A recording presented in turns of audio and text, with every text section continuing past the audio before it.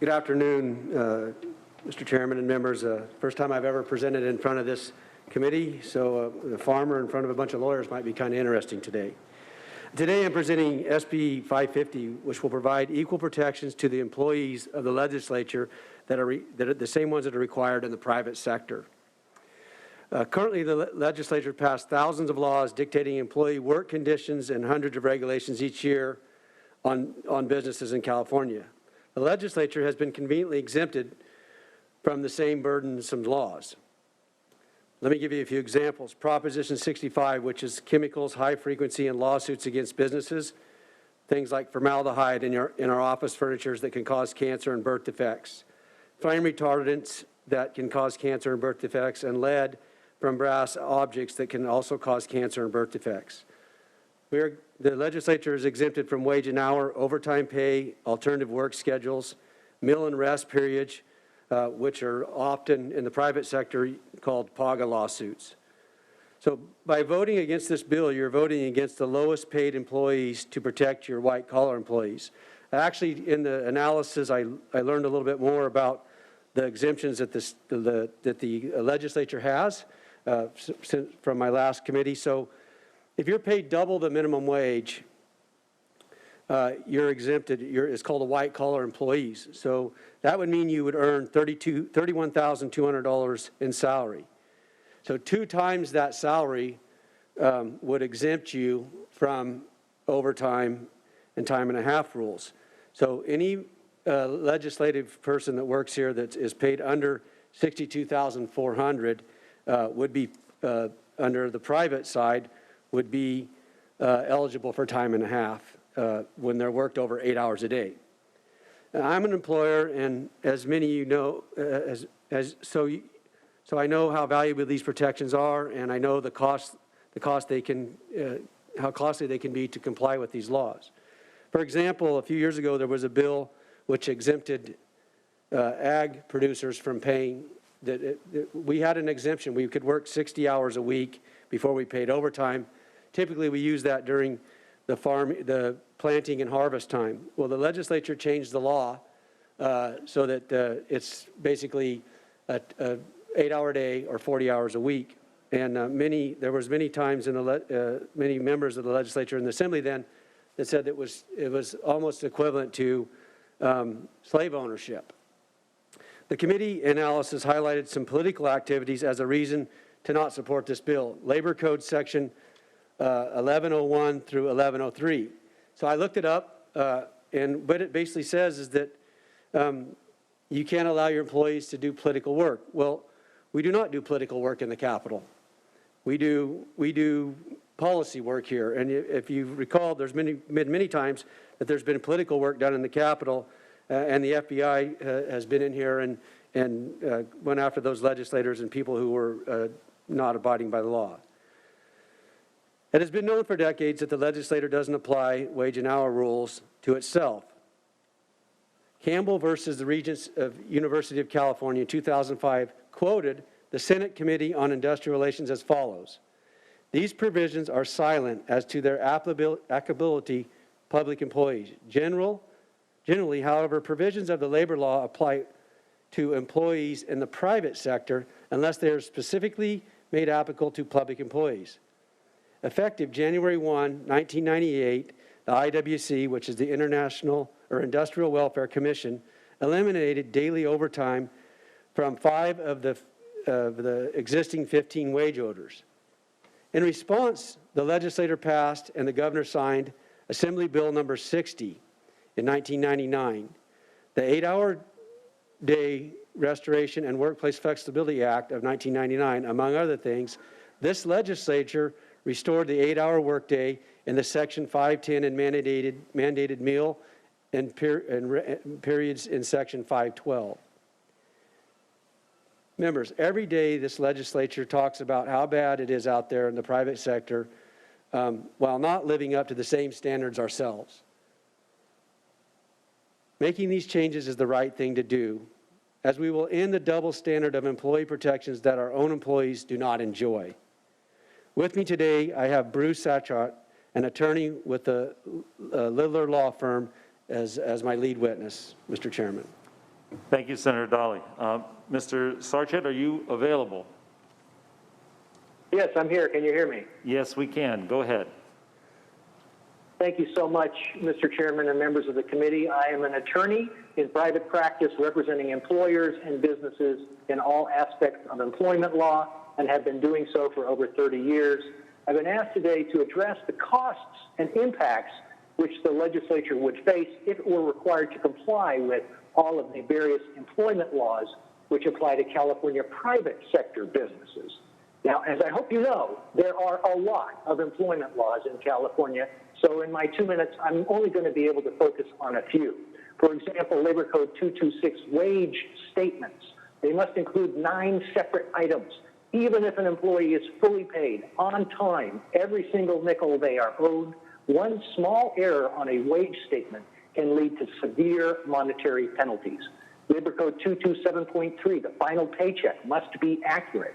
If the final paycheck is 1 penny short, then waiting time penalties up to 30 times the daily wage rate can be imposed. Meal and rest breaks. If a meal period is scheduled 1 minute too late in the workday, then a premium of 1 hour of pay needs to be provided. It's not just the laws, it's how they're enforced. The Private Attorney General Act, PAGA. Let's take an example. A claim that the employees got their meal breaks too late and they did not get their 1 hour of premium pay.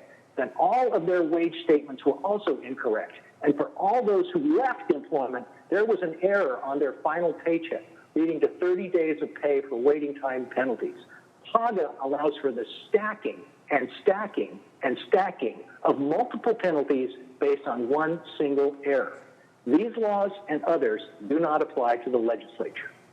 In closing, on behalf of the employment community, I think most businesses would rather see employment law reform rather than imposing these burdensome laws on the legislature. To that end, I'm introducing into the record a copy of our firm's letter to the Governor's Office of Business and Economic Development from earlier this year, in which we describe the current employment law crisis in California, including more examples of the staggering employment law challenges faced by businesses here in the Golden State, and in which we offer suggestions for reform. Thank you, Mr. Sarchet. Thank you very much for your time and attention. Testimony. Thank you, sir. All right. Anyone in the gallery in support? Anyone in room 112? Seeing none, let's turn to the phone lines. Those in support of SB 550 by Senator Dahle, please queue up. Ladies and gentlemen, if you wish to speak in support of SB 550, you may press 1, then 0 at this time.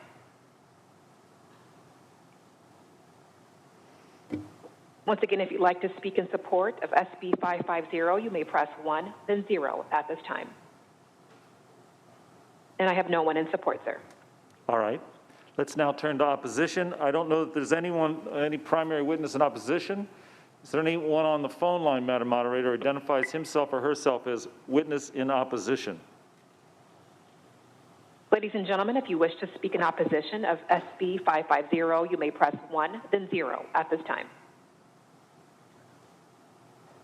If you wish to speak in opposition, you may press 1, then 0 at this time.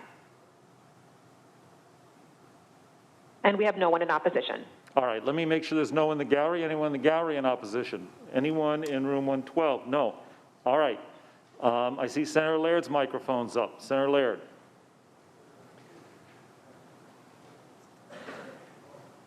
And Senator Rosso as well. There we go. Thank you. I just wanted to acknowledge that that Senator Dahle mentioned that this is his first bill in 8 years in judiciary, and when this bill appeared in the Labor Committee, it was the first time in 8 years he had appeared in front of the Labor Committee.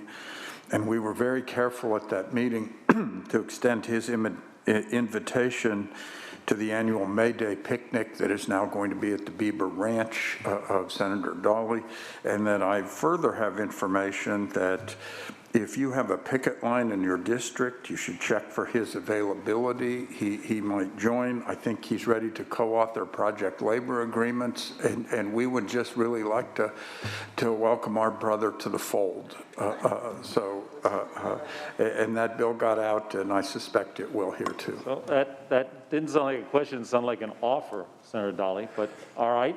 Let's see, Senator Durazo. I have a question for the author.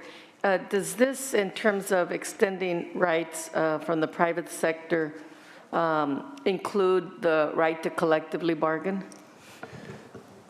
In this piece of legislation, actually, I want to just maybe give you a little bit more information. I know it's been a long day for y'all, but I don't think people really took me serious when I first ran this bill. You know, I didn't get much feedback from the committees, from the consultants, and I was hoping that I would have a little more. When I found out a couple of years back that our employees didn't get the same things I give to my own employees, I was appalled, quite frankly, because we do work long hours here, and I think that, and we also hear a lot of speeches on the floor about how we're pro the working person, which we exempted our own laws, and so I also know how burdensome it is to do the laws that are passed in the legislature.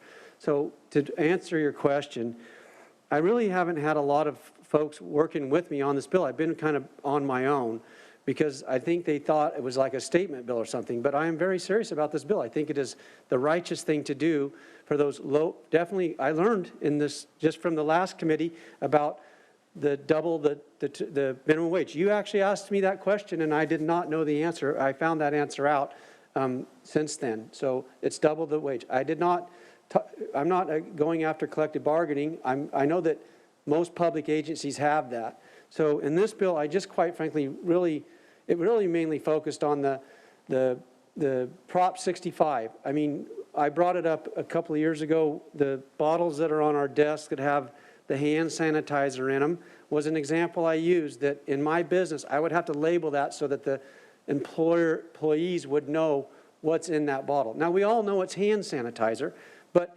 to the letter of the law, which my witness talked about, you could be sued as an employer if you don't have that label on there and it actually caused harm to one of your employees. So those, and the overtime is I thought I would be asked at the committees to narrow it down to overtime, because that's really something that we desperately need to do. So I haven't been asked. I've been kind of on my own here. And I think it would be great, because a lot of the legislators who are in the building don't run businesses and don't understand what it is to go through and the relationship we have with our employees. So that's the goal of this bill. I did not put in bargaining units. I know that's been tried in the past, and in the assembly it was tried, I know, and I think the bill got to approps and didn't get out. So that's to answer your bill. No, I did not include that in this bill. I was just quite frankly trying to address the inequities that we have with mainly those lower paid employees who do work long hours at a certain time, and then to also be afforded the same rights under the asbestos in this building is something that I know. I asked one of the employees of Assemblywoman Dahle's if they'd had any contact from the HR department, and they did. So they sent me something that was covered from Deborah Gabriel about nailing things in the wall, because in certain parts of the house there are harmful things. And so there was I did see an email that came out. So I've been trying to gather information on, because we do apply to a lot of the laws. We do. We apply to a lot of the laws of sexual harassment. I was on the committee for that. We do those. So that's kind of to answer your question, maybe. Thank you, Senator Dahle. All right, other questions? No other questions? Oh, Senator Caballero. Thank you, Mr. Chair. Senator Dahle, I'm going to support your bill today. The challenge I have is I have been an employer. And frankly, I really think what would be a real good thing to do is go through the labor code and to try to pull out the de minimis kind of errors that can occur in any environment that are not done on purpose. Number one. Number two is to set up a process where if you follow state advisements from the labor commissioner about how you're supposed to calculate information, and it ends up that a court determines that you've been calculating wrong because you relied on the state advisement, then I think there ought to be a good harbor or a safe harbor from those kinds of errors. And so my concern is to just compound the problem by having the legislature abide by the same rules. I get your point, so I'm going to support it today, but it is ironic that there are some things that we legislate that really are de minimis, and it becomes difficult. And so with this bill, we can no longer have employees eating at their desk, and we'll have to send them out of the building in order, or somewhere in a place where people can eat, in order to make sure that they're not eating at their desk, because it is a violation of the law to have your employees eating at their desk, even if they want to do that, and that's what they feel comfortable with. So be careful what you ask for. So I appreciate what you're trying to do today and the point you're making. Well, I would just say that that's exactly my point to all of us employers in the private sector who, quite frankly, are not at odds with our employees. We're partners. And I mentioned that many times on this floor that, yes, there's a few bad actors out there, but the majority of the relationships between private employers and their employees are not bad. It's a two-way street, and we need them, they need us, and we're a family. But I will tell you, just was what to your point, is that you get a trial attorney or a labor attorney, you get turned into the labor board, some disgruntled employee, and all of a sudden you're out of business because the laws are to that strict amount. It doesn't matter. It's just like the PAGA law. If you paid the employee and they got paid their total wage, but you had the date wrong on the check, you're liable for a ton of money. I mean, up to 75%. And who gets the money? Not the employee. The attorneys get it. At the end of the day, that's who really works out. So I will be happy to look at this bill if I get out of this committee and maybe tighten it up a little bit. But really, we should. Can you imagine if the legislators got sued by their employee and the PAGA came in, or the Rules Committee got sued? Maybe it would bring some light to some of the things where we should have a little more common sense and maybe a little more grace on people who are trying to provide jobs on a two-way street. So I appreciate your comments, and I would look at narrowing down my bill to make it more workable. Thank you. Senator Gonzalez. Thank you, Mr. Chair, and thank you, Senator Dahle, for bringing this forward. I was going to stay off because I was, I'm still a little unclear as to what sort of types of situations, and it's stated in the analysis, page 4, the paragraph that sparks for me is the problem is that this bill draws no distinction between situations, as I mentioned, in which it might make policy sense to treat legislative employees differently.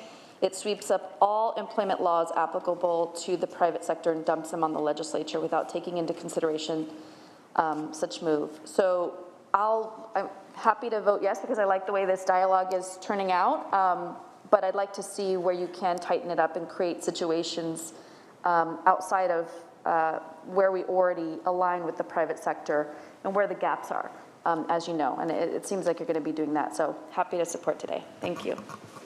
Thank you. All righty. Seeing no other microphones, is there a motion? Senator Jones moves the bill. All right. Senator Dahle, you care to close? I do. I just want to say thank you very much for the conversation. I will look into those. I would be more than happy to have some help. I haven't had much along the way, but I do know some of the things I want to work on, and it's the right thing to do for our employees to give them the same rights as every other employee in the state does. So I respectfully ask for an aye vote. All righty. Thank you. Motion by Senator Jones.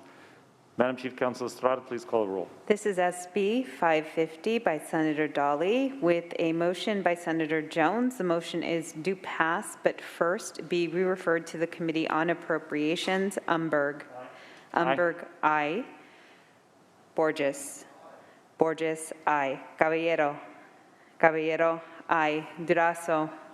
Durazo, aye. Gonzalez. Gonzalez, aye. Hertzberg. Jones. Jones, aye. Laird. Laird, aye. Stern. Wykowski, aye. Weiner. So far you have 8-0. Thank you. We'll put that bill on call.